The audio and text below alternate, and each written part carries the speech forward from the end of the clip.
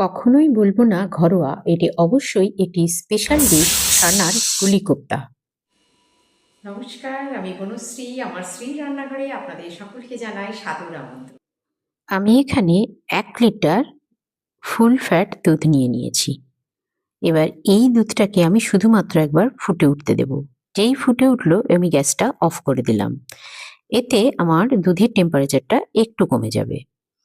দেখুন ৫ মিনিট রেখে দিয়েছিলাম, দুধ টেম্পারেচারটা বেশ কমে গেছে। এবার ৩ চামচ জল আর ৩ চামচ ভিনিগার দিয়ে একটা সলিউশন তৈরি করে আমি এর মধ্যে একসাথে দিয়ে দিলাম। যেহেতু এটা আমি ছানার কোপ্তা তৈরি করব, তাই তার জন্য আমার মিষ্টি তো তৈরি করছি না, তাই ধীরে ধীরে ছানা কাটাবার খুব একটা প্রয়োজন নেই। একসাথেই ছানাটা কাটিয়ে নেবেন। আমার ছানা কাটানো একদম রেডি। এটাকে আমি ২ মিনিট একটু এইভাবে রেখে দেব। এবার আমি একটা সাদা কাপড় দিয়ে, সুতির কাপড় দিয়ে ছাঁকনির মধ্যে এটা ছেঁকে নিচ্ছি। রঙিন কাপড় কিন্তু কখনোই ব্যবহার করবেন না। এর মধ্যে আমি জল দিয়ে ধুয়ে দিই মিষ্টি তৈরির সময়। কিন্তু যেহেতু আমি ছানার কোপ্তা করছি, তো আমার এটাকে আলাদা করে জল দিয়ে ধোয়ার কোনো দরকার নেই। আমি এটাকে এমনিই এই ছাঁকনির মধ্যে রেখে দেবো। আর আমি কিন্তু ছানার জলটা ফেললাম না, একটু রেখে দিলাম, পরে কাজে লাগাবো। ভারী চেয়ে চাপা দিয়ে রেখে দিলাম ১৫ মিনিটের জন্য। এখানে কিছু কাজু নিয়ে নিয়েছি ৩০ গ্রামের মতো। এই কাজুগুলোকে আমি ১০ মিনিটের জন্য ফুটন্ত জলে ভিজিয়ে রেখেছিলাম। দেখুন কিরকম ফুলে উঠেছে তাতেই। আর এই কাজুগুলো কিন্তু যদি মিক্সিতে বাটতে যান তাহলে এই সমস্ত তেলটা বেরিয়ে যায় আর স্বাদটা কিন্তু ভালো হয় না। তাই এটাকে আমি শিলে বেটে নিচ্ছি। খুব সহজেই বাটা হয়ে যাবে। আমার বাটা হয়ে গেল। বেশিক্ষণ লাগলো না, ৫ মিনিটে হয়ে গেছে। দেখুন কি সুন্দর বাটা হয়েছে। আমার ওই দুধটা থেকে টোটাল ফুল ফ্যাট দুধ ছিল বলে দেখুন ১৮৪ গ্রাম ছানা হয়েছে। এটা কিন্তু একদম সলিড ছানা। এটাকে একটা বড় থালার মধ্যে নিয়ে নিলাম। নিয়ে হাতের এই জায়গাটা দিয়ে বা আঙুল দিয়ে আপনার যেভাবে সুবিধে, এই ছানার মধ্যে দেখবেন একটা গিট ভাব থাকে। এটাকে একদম একটু মোলায়েম করে নেয়া। গিট ভাবটা যাতে না থাকে সেটা আপনি যেভাবে পারবেন আপনার হাত দিয়ে সেভাবেই করে নেবেন। কোনো অসুবিধে নেই। তবে বেশি চাপাচাপি করবেন না, যাতে ছানার তেলটা বেরিয়ে না যায়। তেলটা বেরিয়ে গেলে কিন্তু কোপ্তার স্বাদটা ভালো হবে না। দেখবেন এই যে আমি একটাও যাতে খিঁচ নেই, একটু মেলে দেখে নেবেন যে কোথাও কোনো খিঁচ আছে কিনা। আমি এর মধ্যে দিয়ে দিলাম ১/২ চামচ আদা বাটা, ১/২ চামচ জিরের গুঁড়ো, ১/২ চামচ ধনের গুঁড়ো, ১ চামচ লাল লঙ্কার গুঁড়ো। সবটাই কিন্তু দিচ্ছি আমার মশলার চামচ মেপে। স্বাদ অনুযায়ী নুন। নুনটা কিন্তু একটু কম দেবেন, কারণ ছানার জিনিস খুব বেশি নুন দিলে খেতে ভালো লাগবে না। ১/২ চামচ গরম মশলার গুঁড়ো, ১/২ চামচ চিনি। আর দিয়ে দিচ্ছি ২ টেবিল চামচ ময়দা। ময়দা দিলে এই ছানাটা বাইন্ডিংটা ভালো হয়। আর আমি এখানে ৬-৭টা কিশমিশকে একদম কুচি করে কেটে রেখেছি। খুব ছোট করে কাটবেন, যতটা পারবেন ছোট করে। আর দিয়ে দিলাম ২ টেবিল চামচ গুঁড়ো দুধ। এটা কিন্তু স্বাদটাকে আরো বাড়িয়ে দেয়। আর ১/২ চামচের মতো কর্নফ্লাওয়ার দিলাম। চাইলে আপনারা অ্যারারুটও দিতে পারেন। এটাও কিন্তু বাইন্ডিং এর কাজটাই করে। এবার এই যে আমি ছড়িয়ে দিয়েছিলাম, আর ছড়িয়ে দেখবেন আমি অন্য অনেক রেসিপিতে দেখিয়েছি, এতে ময়দাটা কিন্তু অ্যাসেম্বলি মানে সংগ্রহ করতে, জড়ো করতে সুবিধা হয়। নাহলে এক জায়গায় পড়ে যায়। এবার এইটাকেই আপনি এই যে ছানার মধ্যে যে রসটা আছে না, সেইটা দিয়ে কিন্তু একটু চেপে মাখবেন। ১ম এ মনে হবে কিন্তু যে মাখা যাচ্ছে না। কিন্তু একটু ৩-৪ মিনিটের মধ্যেই দেখবেন এরকম একটা ডো তৈরি হয়েছে। খুব বেশি চেপে মাখবেন না, একটা হালকা ডো এর মতো হলেই হবে। সবটা যেন মিশে যায়। এবার এটাকে কয়েকটা ভাগে আপনি যেরকম সাইজ পছন্দ করেন, আমি এরকম সাইজেরটা দেখালাম। আপনাদের যেরকম পছন্দ সেরকম সাইজ করে নেবেন। আমি এগুলোকে কিন্তু শুধু চেপে একটু শক্ত করে নিলাম। এবারে দেখুন আমি ওইটাকে এবার হাত দিয়ে সুন্দর করে একটা গোল শেপ দেব। এটা কিন্তু একটু বেশ হাত দিয়ে চেপে করতে হবে। দেখুন কিশমিশগুলো কিন্তু অনেক সময় পাকাতে গিয়ে সাইডে বেরিয়ে এসছে। এটা যাতে একদমই ফেটে না যায়, তাই খুব ভালো করে একটু পাকিয়ে নেবেন, যাতে কোনোভাবেই যেন এটা দেখুন কোনো ক্র্যাক না থাকে। এবার আমি একটু ময়দার গুঁড়ো নিয়ে নিয়েছি। নিয়ে এই ছানার কোপ্তাগুলোকে এর মধ্যে দিয়ে আমি একটু ভালো করে লক করে নিচ্ছি।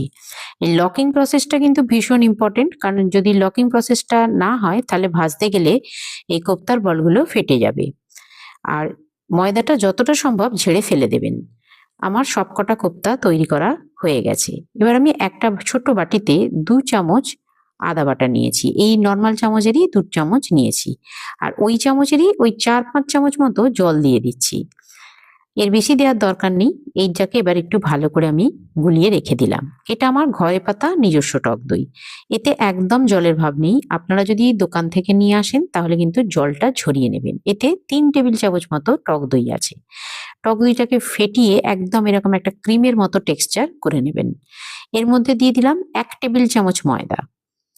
1 টেবিল চামচ ময়দাটাকে দিয়েও কিন্তু আবার একটা ভালো মতো একদম সুন্দর একটা গ্রেভির মতো তৈরি করবেন। দেখুন এরকম একটা থিক গ্রেভি হবে। এটা কিন্তু একটু ভালো করে সময় নিয়ে করবেন, নাহলে কিন্তু গুডলি পাকিয়ে যাবে। একটা ছোট্ট ডিপ কড়াকে আমি হাই ফ্লেমে বসিয়ে দিয়েছি। দিয়ে দিলাম পর্যাপ্ত পরিমাণে সাদা তেল। আপনারা চাইলে ঘিয়ের ব্যবহারও করতে পারেন, কিন্তু ঘিটা বেশি রিচ হবে বলে আমি সাদা তেলে করছি। খুব বেশি টেম্পারেচার করবেন না, মাঝারি যেই টেম্পারেচার হবে 3টে বা 4টে, এর বেশি কিন্তু কোপ্তার বল ছাড়ার চেষ্টা করবেন না। এই 3টে হলেই ভালো হয়, তবু আমি 4টে দিলাম প্রসেসটা ফাস্ট করার জন্য। কিন্তু খুব সাবধান, 1 সেকেন্ড থামা যাবে না, গ্যাস একদম লোতে থাকবে আর সমানে নাড়তে হবে। সমানে নাড়তে নাড়তে দেখবেন 2-3 সেকেন্ড মানে মিনিটেরও কম সময়, 1 মিনিটের মধ্যেই দেখবেন কালার চেঞ্জ হচ্ছে। এই জিনিসটা কিন্তু ভীষণ ইম্পর্টেন্ট। ভাজাটা, কোপ্তা ভাজা কিন্তু সব থেকে টাফ। এই কোপ্তা দেখুন হয়ে গেল। এই যে হিট আমার, দেখুন গ্যাস একদম লোতে আছে, তাতেও কিন্তু আমি কড়া তুলে নিলাম। এইভাবে কড়াটাকে একটু তুলে নেবেন, নিয়ে এটাকে ওই হিটেই নেড়ে নেড়ে করে নেবেন। দেখুন একটু হিট অনেক কমে গেল। এই হিটেই যদি আমি গ্যাসের উপর রাখতাম তাহলে কিন্তু কোপ্তাগুলো আমার পুড়ে যেত। আপনাদের অবশ্যই কড়াটা ওই সময়টা তুলে নিতে হবে। এবার আমি বাকি কোপ্তাগুলো ছেড়ে দিচ্ছি। আপনার নাম এবং আপনি কোন শহর বা গ্রাম থেকে দেখছেন আমাকে অবশ্যই জানাবেন, আমার ভালো লাগবে। আর রেসিপিটি কেমন লাগলো সেটাও জানাবেন, কারণ আপনার প্রতিটি মতামত আমার কাছে খুবই গুরুত্বপূর্ণ। ভিডিওটি পুরো দেখার পর ভালো লাগলে একটা লাইক করে দেবেন এবং পাশে থাকা বেল আইকনটি প্রেস করে দেবেন, যাতে আমার সমস্ত রেসিপি আপনার কাছে পৌঁছে যায়।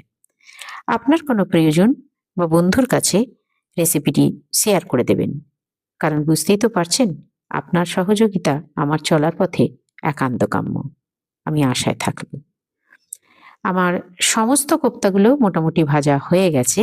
এবার আমি এগুলোকে সবকটাকে তুলে নেব। আমার তেলের মধ্যে যেহেতু আমি ময়দা দিয়ে লক করেছিলাম কোপ্তাগুলো, তো এই ময়দাটা কিন্তু তলায় গাদ হয়ে পড়ে গিয়েছিল। আমি যদি এতেই রান্না করি তাহলে কিন্তু সেটা খারাপ হবে। হয় আপনারা কড়া পাল্টাবেন, আমি আর কড়া পাল্টালাম না। দেখুন কোপ্তাগুলো কত সুন্দর ভাজা হয়েছে।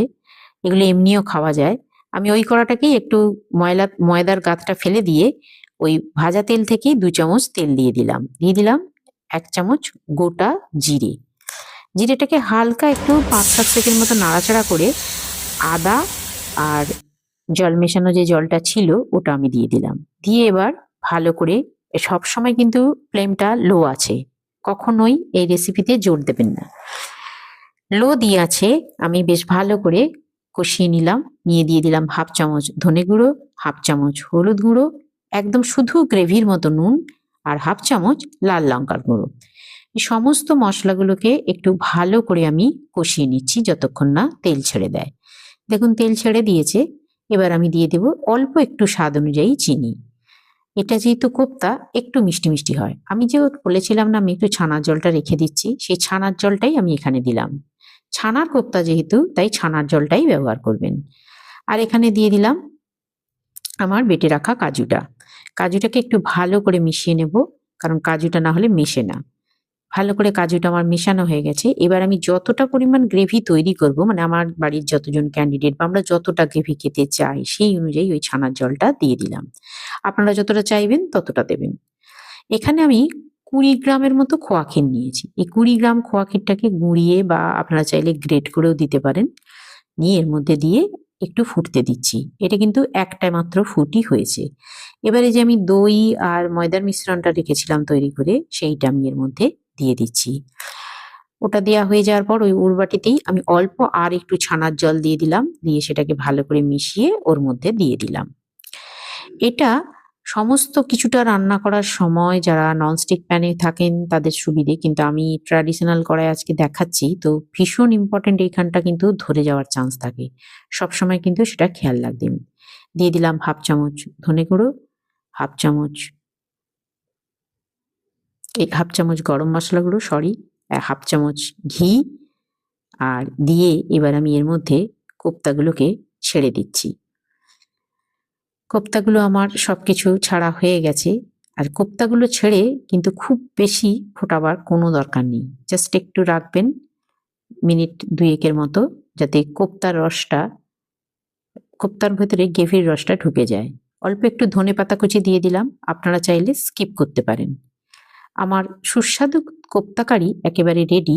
আমি একটা প্লেটে সার্ভ করে নিচ্ছি। যে কোনো অনুষ্ঠান বাড়িতে দেখবেন, নিরামিষ যে সমস্ত অনুষ্ঠান বাড়ি হয়, মানে পুজো বাড়ি বা যেমন ধরুন কোনো অনেকের নাম গান বাড়ি হয়, বা এমনকি শ্রাদ্ধ বাড়িতেও এই ধরনের স্টাইলের কোপ্তা কারি দেখতে পাওয়া যায়। একদম অনুষ্ঠান বাড়ির মতোই স্বাদ হয়, কোনো অংশে কম নয়। ফ্রায়েড রাইস, গরম ভাত, লুচি, পরোটা সমস্ত কিছুর সঙ্গে আপনি এটা পরিবেশন করতে পারবেন। বাড়িতে অতিথি এলে অবশ্যই একদিন পরিবেশন করবেন, আশা করি প্রশংসা পাবেন। আজ এ পর্যন্তই, আবার আসবো অন্য একটি রেসিপি নিয়ে। ধন্যবাদ।